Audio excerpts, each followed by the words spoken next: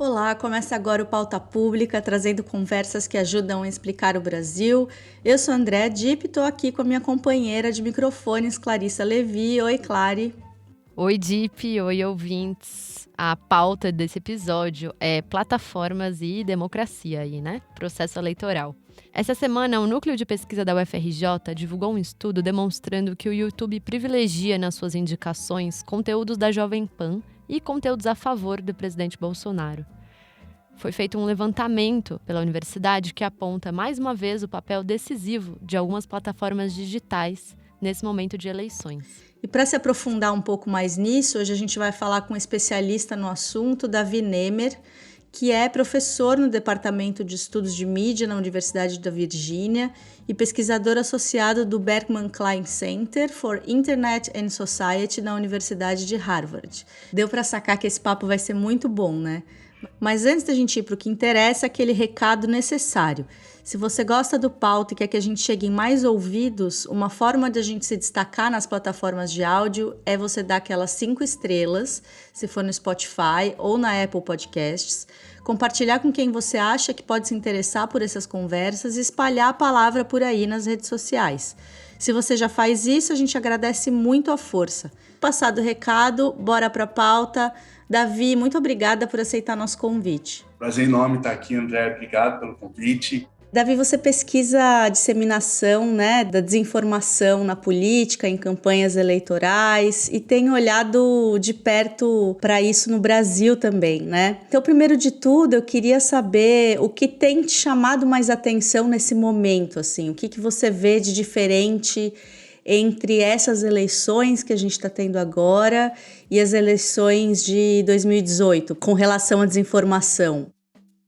Antes de tudo, Andréia, desinformação é um esquema financeiro muito forte e ganha muito dinheiro. Não seria um problema tão grande assim se não tivesse muito dinheiro envolvido. Então, uma das diferenças que eu vejo é o fato do financiamento, né? Em 2018, a gente ficou sabendo dos empresários e muito dinheiro de campanha sendo afunilado para as chamadas milícias digitais, ou como eu chamo, a infraestrutura humana da desinformação, para realmente promover a desinformação ali dentro, por exemplo, do WhatsApp. O WhatsApp foi, vamos dizer assim, a grande novidade de 2018.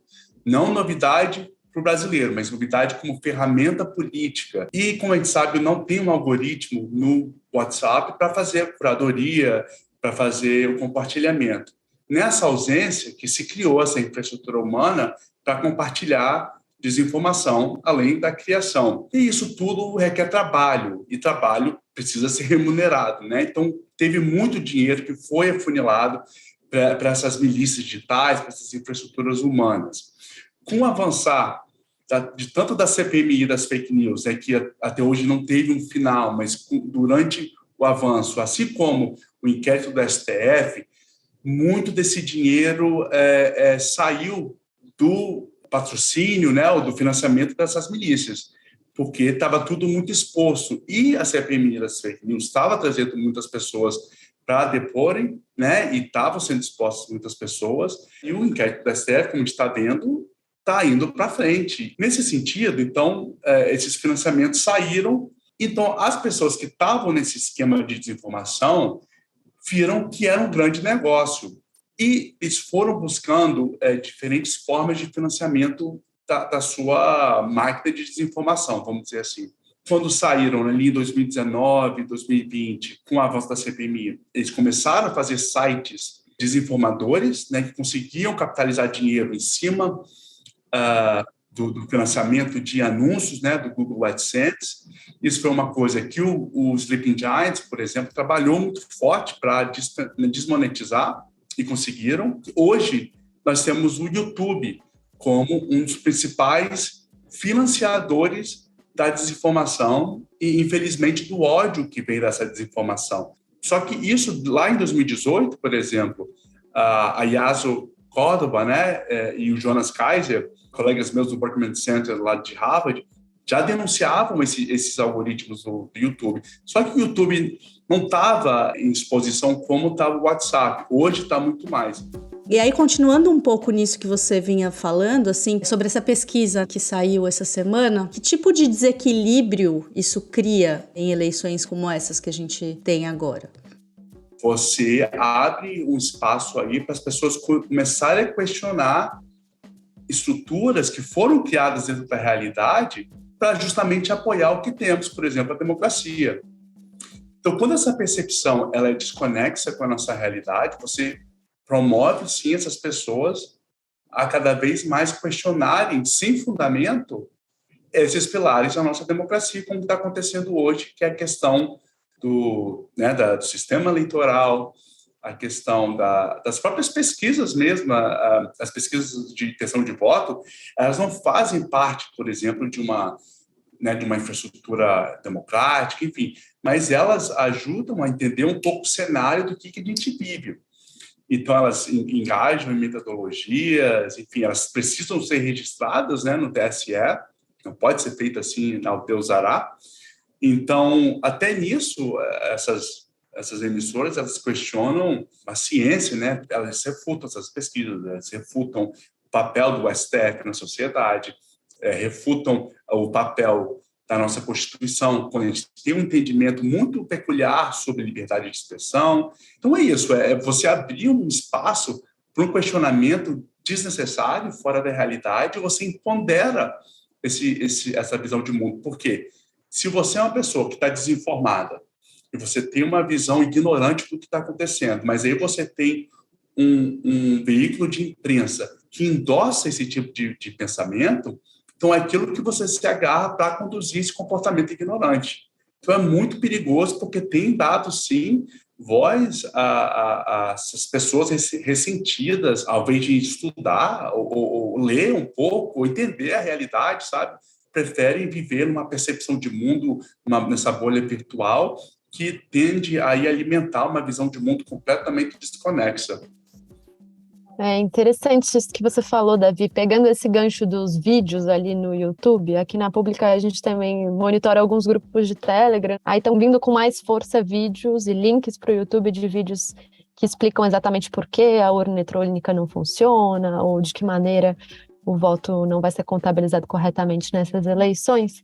E aí eu queria pegar um gancho dessa semana, né, que apareceu com mais força no noticiário detalhes de possíveis planos das Forças Armadas para fazer uma auditoria, uma contagem dos votos nas urnas. E aqui, conversando com especialista, com gente que acompanha aí o processo de fiscalização das urnas junto à Justiça Eleitoral, os especialistas parecem muito seguros em relação ao sistema eleitoral, mas muito inseguros em relação a que informação, que narrativa vai se produzir sobre esse sistema eleitoral, sobre, por exemplo, de repente pega um boletim de urna ali, que tem determinado número e alguém cria um vídeo com isso, e como é que isso vai reverberar. Então, eu queria saber de você, que acompanha o modus operandi, assim, desse grupo nas redes, como é que os grupos vão operar com isso, na sua opinião? Excelente pergunta. Essa questão dos militares, né, estarem empenhados em fazer uma contagem paralela, primeiro que, né, o jornalista que lançou aquela matéria, ele escorregou, porque, primeiro, que o TSE não fez nenhum acordo, né, para deixar claro, e outra, os dados que eles querem fazer a tal auditoria paralela, eles são públicos. Qualquer pessoa pode fazer essa auditoria paralela. Em outras eleições, né, tentaram fazer um tipo de app para fazer essa contagem, né? E, na minha opinião, isso é válido. Por isso que se emite aqueles extratos, né, de votos por sessão. Eu acho que isso é válido, porque quanto mais transparente, melhor. E é isso que o TSE faz, justamente para as pessoas, quem quiser engajar nisso, ok. A questão é a instrumentalização desse discurso que as Forças Armadas querem trazer. Por que se investe tanto, né, numa infraestrutura para fazer essa tal auditoria paralela? A quem interessa esse crime de desconfiança, né? E outra, se fizerem isso, ok. Mas se acharem alguma discrepância, isso é muito fácil de checar, né? Porque o TSE tem todos esses dados são todos abertos pelo sistema, é só checar a sessão, a zona, né, os votos e tal. Isso não tem problema. A questão é que essa informação que a gente está debatendo aqui não é uma informação que todo brasileiro conhece. né, a gente ainda, como sociedade como um todo, a gente não tem um entendimento muito completo do sistema eleitoral. Tanto é que abriu espaço para esses questionamentos que não fazem o menor sentido. As Forças Armadas, com esse tipo de discurso, eles tentam capitalizar em cima desse desconhecimento, né, dessa ignorância sobre o sistema eleitoral eletrônico, né, para justamente criar essa dúvida caso o resultado não venha corroborar com aquilo que eles estão planejando. Eu estava assistindo uma fala sua de abril desse ano, Davi, em uma live que você fala que muita gente minimiza as possibilidades de violência política, de golpe, de ameaças, né, que vem sobretudo por parte dos seguidores de Bolsonaro, nesse contexto que a gente está falando aqui, dizendo que eles são só uns poucos malucos, uns fanáticos, né? E aí você dizia que isso é um problema porque a gente só precisa de uns 20 malucos com arma na mão invadindo o Congresso para isso ser um grande problema, assim. Como você está vendo isso nesse momento, assim, agora passados alguns meses, né? E já estão as vésperas dessas eleições, como você está vendo isso? Eu, André, muito triste porque infelizmente eu estava certo. A gente já viu diversos casos se materializando, né, de violência política se materializando, vindo só de um lado, que é o lado bolsonarista. Na minha contagem aqui, pelo que eu me lembro, né, 2 pessoas já morreram por questões de apoiar o Lula e o outro lado ser apoiador de Bolsonaro e esse ser o motivo para matar a pessoa. Uma vida já é demais, sabe? É isso que a gente não pode normalizar. Uma vida se perdeu porque falou qual é o voto, qual é a intenção do voto, né? Quem é seu candidato preferido. Isso, em pleno século XXI, jamais deve ser aceito. É muito preocupante isso. Então, já está acontecendo, infelizmente, não é contando vantagem, porque qualquer um que estava observando saberia que ia chegar nesse ponto, né? E diversos outros casos de violência, né? Nos comícios do Lula, por exemplo, o Trone, que despejou fezes, uma briga, né, física, enfim, diversos casos. E como eu falei, a questão é que a gente fica muito esperando o golpe, né? Como se o golpe fosse vir com as roupas de 1964, né? As roupas de 1964 já não cabem nos fascistas de hoje em dia, nos golpistas de hoje em dia. O golpe é diário, o golpe é isso. O golpe é onde tem uma pessoa que está sendo morta pela expressão política dela, pelo aumento, né, de compra de armas, pelo afrouxo, né, dessas políticas de compra de armas. E todo o ferimento dentro do tecido social, isso é um golpe diário que a gente vive. É isso que a gente precisa prestar mais atenção, é que a gente releva, porque a gente acha que o golpe vai vir com os militares invadindo o Planalto e tomando o poder. E não é esse o golpe.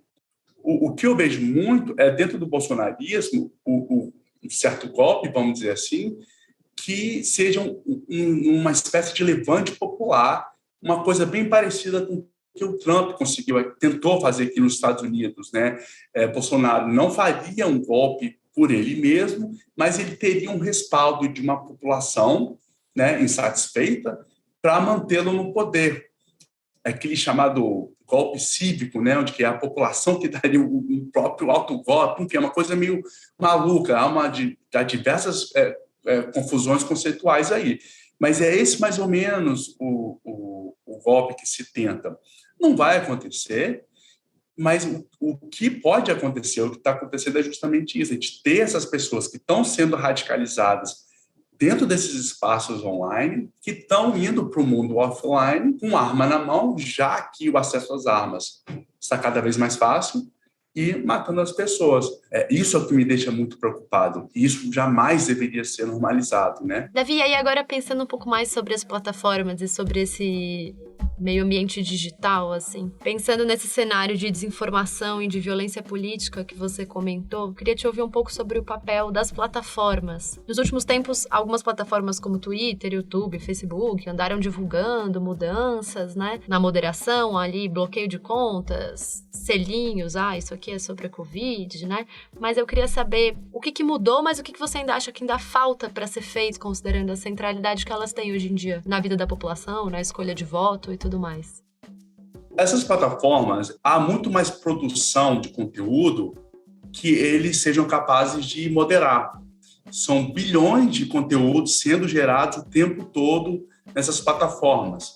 e não tem como automatizar através de inteligência artificial, ou até mesmo com força laboral humana, né? Eles tentam fazer isso, mas não conseguem. Ou seja, é um modelo que é insustentável. Mas já nesse entendimento, né, que eles não vão conseguir entregar um produto limpo e sem qualquer tipo de contaminação, de desinformação e ódio, é lógico que há esforços aí sendo feitos justamente para conter um pouco isso. Não é suficiente, está muito aquém do que a gente espera, mas há sim um pouco. Por exemplo, eu acompanho muito a movimentação de contas no Twitter. É possível ver uma crescente suspensão de contas fake bot, né, contas inautênticas e bots no Twitter. Mas, novamente, muito longe daquilo que a gente espera, até porque que essa questão das contas inautênticas e dos robôs tem sido um ponto-chave dentro dessa discussão entre o Elon Musk e o Twitter, né? Nessa luta judicial que agora o Elon Musk não quer mais comprar o Twitter e está usando essa justificativa. Então, vai ser muito interessante ver como que o Twitter vai realmente provar que está abaixo dos 5% do número de usuários, né? O Facebook, por exemplo, volta e meia faz uns movimentos aí de relações públicas para falar que está derrubando grupos extremistas, né? Mas eles mostram 5 ou 10. A gente sabe que são milhares de grupos que engajam nesse tipo de comportamento extremista na plataforma. O Telegram, por exemplo, nem todos os grupos são criptografados ou privados, ou seja, você consegue buscar ali na barra de busca os grupos e a plataforma teria acesso a esses conteúdos, porém não faz nada para moderar conteúdos extremistas, né?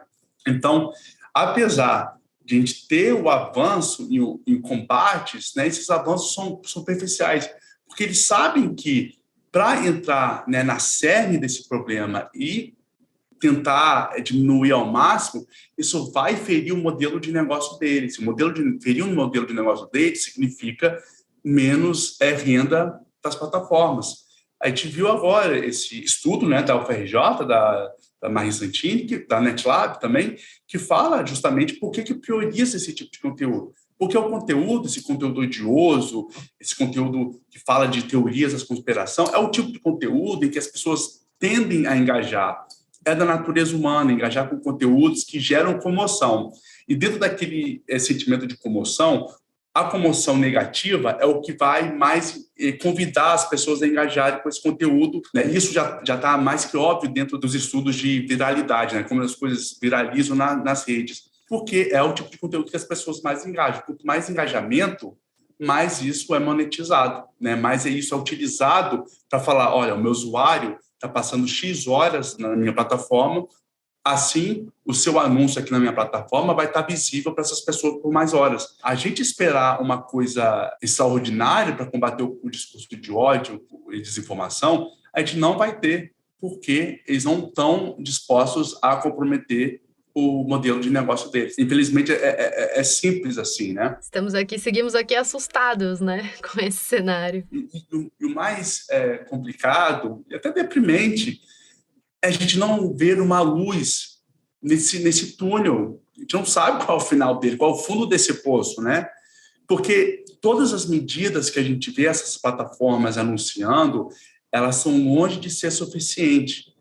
Então, se elas não querem engajar numa forma sustentável de combater, vai ficar muito difícil. Quem está de fora, por exemplo, nós pesquisadores, né, e a imprensa também, vai ficar muito difícil a gente fazer alguma coisa, porque o nosso trabalho consegue ir até um certo ponto, né? Dali para frente, da questão da ação, ou a gente depende do Estado, que precisa ter regulações mais atuais, mais fortes, para justamente evitar isso, ou então da Justiça, né?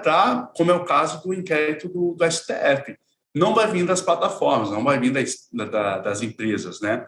Então, nessa questão, né, que é ano eleitoral, eu deixo aqui até meu pedido, porque vale a pena prestar atenção em candidatos que entendem dessa pauta, né, da regulação das big techs, regulação da internet. A gente tem o Marco Civil da internet que foi ali aprovado em 2014, que para sua época foi extremamente progressista, foi um modelo para o mundo inteiro, né?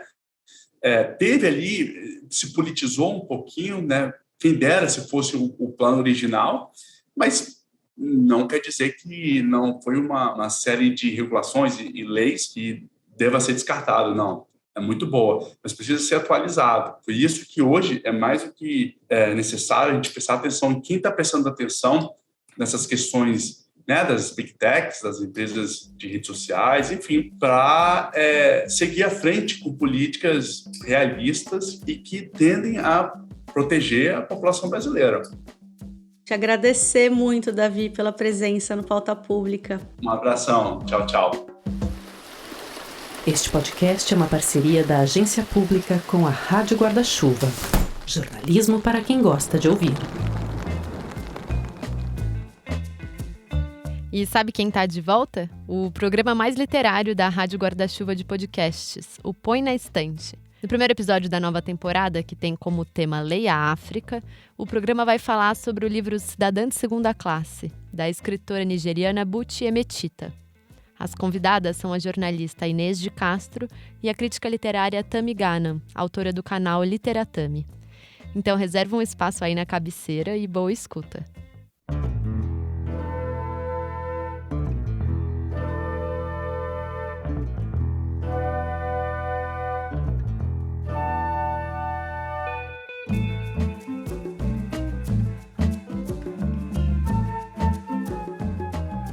Chegamos ao fim de mais um Pauta Pública. A gente tinha avisado que o papo ia ser bom, hein? Na sexta que vem, bem cedinho, tem mais conversas importantes para tentar entender o Brasil. Um abraço e até lá. Até lá, gente.